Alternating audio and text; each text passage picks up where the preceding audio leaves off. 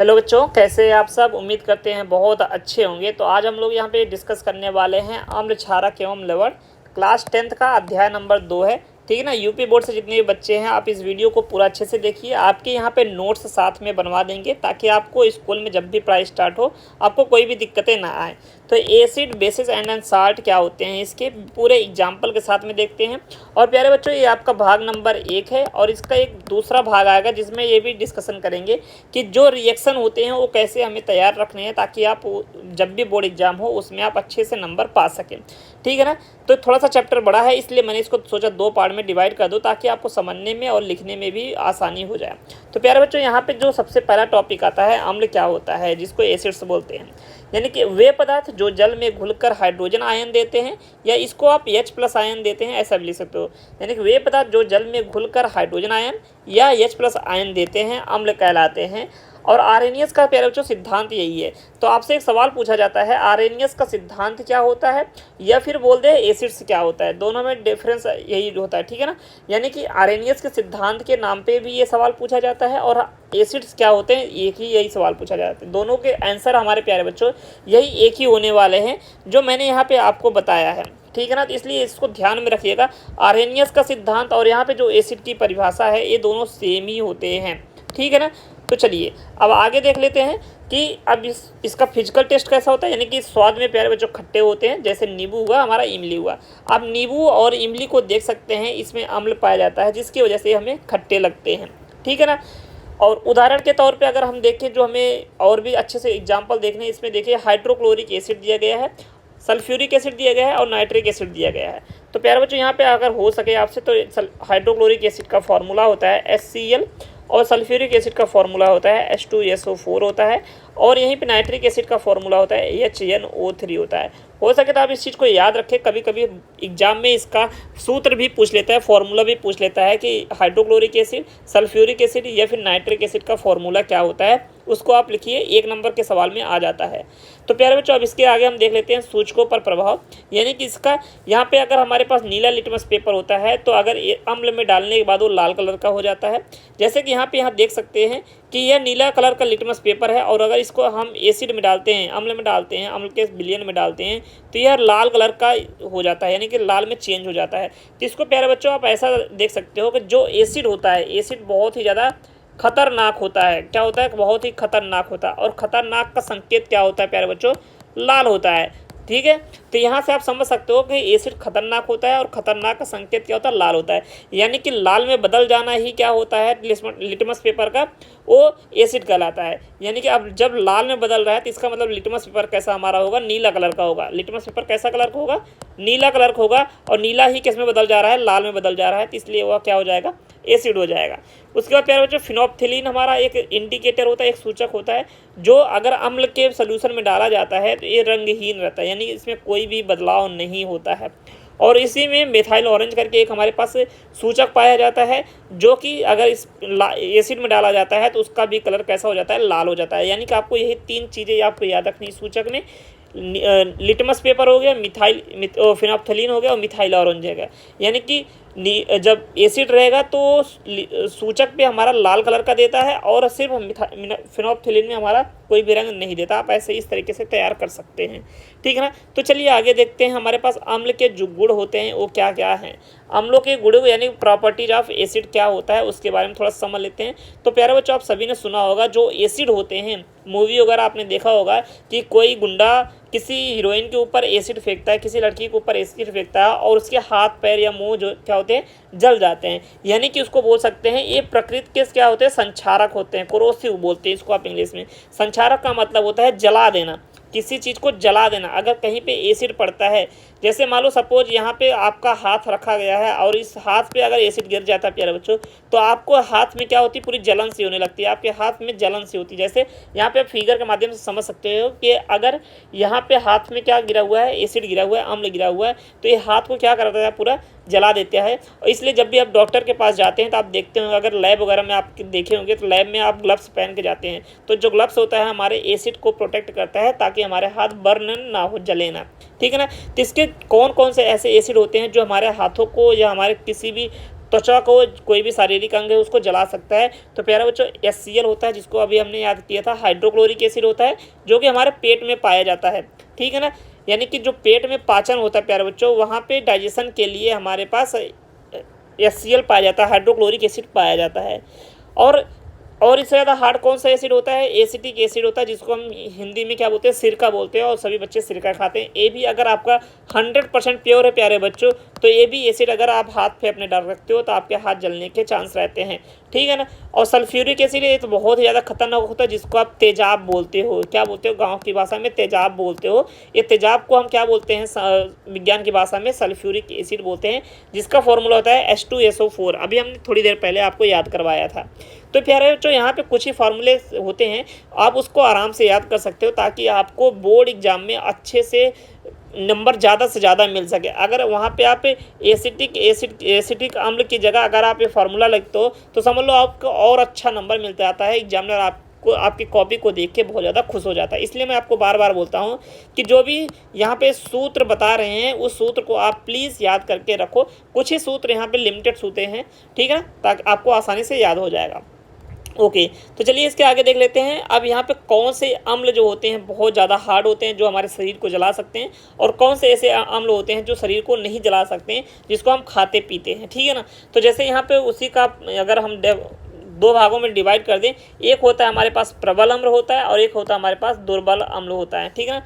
तो प्रबल अम्ल को हम क्या बोलते हैं? स्ट्रॉन्ग एसिड बोलते हैं। इसके बाद हमारा अगला आएगा दुर्बल अम्ल, जिसको हम वीक एसिड बोलते हैं, ठीक है ना। तो यहाँ पर डेफिनेशन सबसे पहले आप देख लें। जो प्रबल अम्ल होते हैं वो जल में घुलकर पूर्णतः यानी कि लगभग आयनित हो जाते हैं और अधिक मात्रा में H+ आयन देते हैं। अभी प्यारे बच्चों आपको थोड़ी देर पहले समझाया था कि जो अम्ल होते हैं वो जल में घुलकर क्या देते हैं? H+ आयन देते हैं। यानी कि अगर जो ज़्यादा स्ट्रॉन्ग एसिड होगा, क्या होगा? जो स्ट्रॉन्ग एसिड होगा वो प्यारे बच्चों जल में घुलने के बाद ज़्यादा से ज़्यादा क्या करेगा? H+ आयन देगा। अगर ज़्यादा से ज़्यादा H+ आयन देता है तो इसका मतलब समझ लो कि यह जो एसिड है वह स्ट्रॉन्ग एसिड है। क्या है? स्ट्रॉन्ग एसिड है, यानी कि ये हमारे शरीर को क्या करते हैं? जला सकते हैं। क्लियर? अर्थात यहाँ पे मैंने आपकी भाषा में अच्छे से लिख दिया है, अर्थात जो अम्ल पानी में पूरी तरह टूटकर आयन बना देते हैं वो उन्हें प्रबल अम्ल कहते हैं। प्यारे बच्चों, मैंने आपकी भाषा में कोशिश किया है कि आपको अच्छे से अच्छे तरीके से समझा सकूं, ताकि आपको कोई दिक्कत ना हो, और आप नोट्स में भी ऐसे ही बना के लिखिए ताकि आपको कोई दिक्कतें ना आए, ठीक है ना। चलिए इसकी और एग्जाम्पल देख लेते हैं भैया, जो हमारे हाथों को जलाते हैं। तो प्यारे वो बच्चों यही एग्जाम्पल फिर से मैं आपको रिपीट कर रहा हूँ। हाइड्रोक्लोरिक एसिड, और आपको मैंने अभी फार्मूला बताया था, क्या था? HCl बताया था। सल्फ्यूरिक एसिड क्या बताया था? H2SO4 बताया था। और वहीं पर नाइट्रिक एसिड का फॉर्मूला बताया था, AHNO3 बताया था। बार बार मैं फार्मूले को रिपीट कर रहा हूँ ताकि आप भी मेरे साथ रिपीट करते रहें और आपको फार्मूला याद हो जाए, आपको सूत्र याद हो जाए, ठीक है ना। अब इसके आगे प्यारे बच्चों इसकी विशेषता क्या है? विशेषताएं में हम देख सकते हैं अधिक मात्रा में H+ आयन देना। जैसे कि मैंने अभी थोड़ी देर पहले बताया कि जो स्ट्रॉन्ग एसिड होगा, जो प्रबल एसिड होगा, वो जल में घुल के 100% यानी कि वो H+ आयन में टूट जाएगा, ज़्यादा से ज़्यादा घुल जाएगा, ठीक है। यानी कि 100% वो जल में घुल ही जाएगा। जैसे आपका जल में घुलने का, जैसे अगर मान लो एक बीकर में पानी ले लो, यहाँ पे एक लोटे में पानी ले लो और इसमें चीनी आप डाल देते हो। चीनी को अगर हिलाते हो, ठीक है, इसको हिलाते हो तो ये चीनी पूरा तरह से अच्छे से इसमें घुल जाता है। सेम उसी प्रकार से प्यारे बच्चों, अगर पानी हमारे पास, इस पानी में अगर हम अम्ल मिला देते हैं तो यह अम्ल पूरी तरीके से इसमें क्या हो जाएगा? डिजॉल्व हो जाएगा, मिक्स हो जाएगा।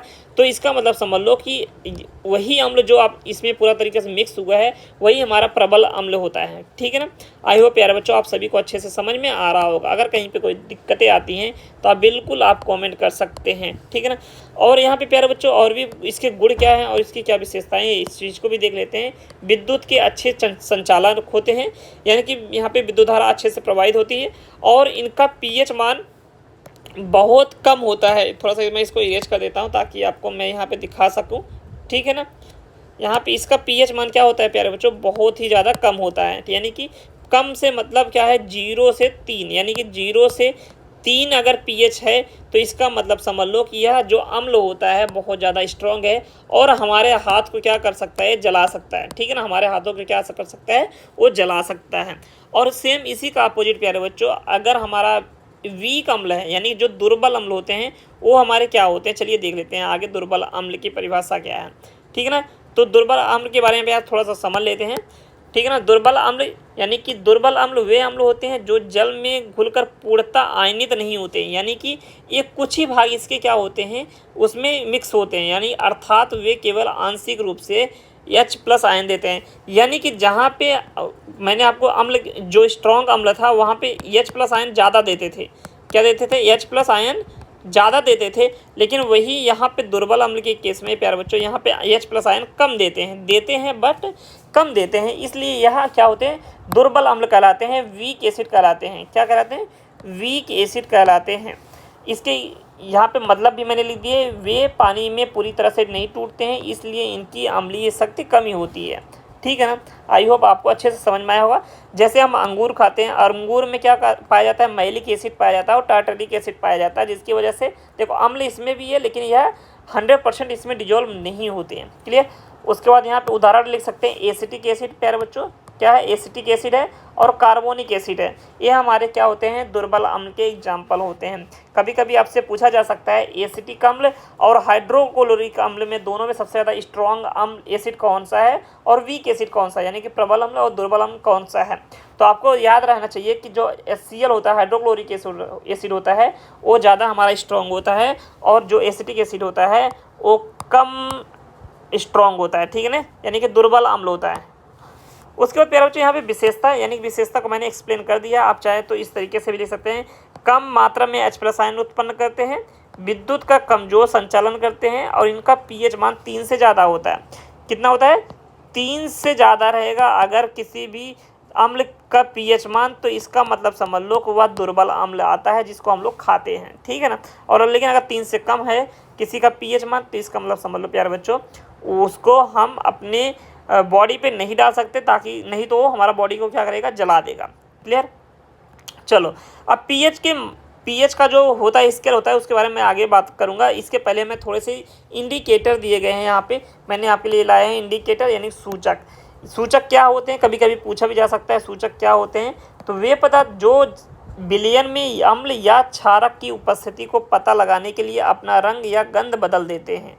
ठीक है ना।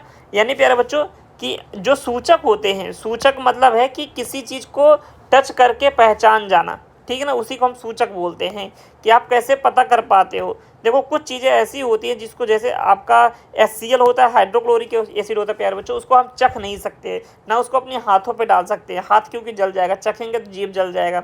ठीक है ना, आप मर भी सकते हो। इस तरीके से अगर हमारे पास अम्ल और क्षारक हैं तो प्यारे बच्चों इनको पता करने के लिए हम सूचक का उपयोग करते हैं। अब सूचक यहाँ पे देख सकते हैं 4 प्रकार के सूचक यहाँ पे दिए गए हैं। नीला लिटमस पेपर है, लाल लिटमस पेपर है और फिनोप्थिलीन है और मिथाइल ऑरेंज है।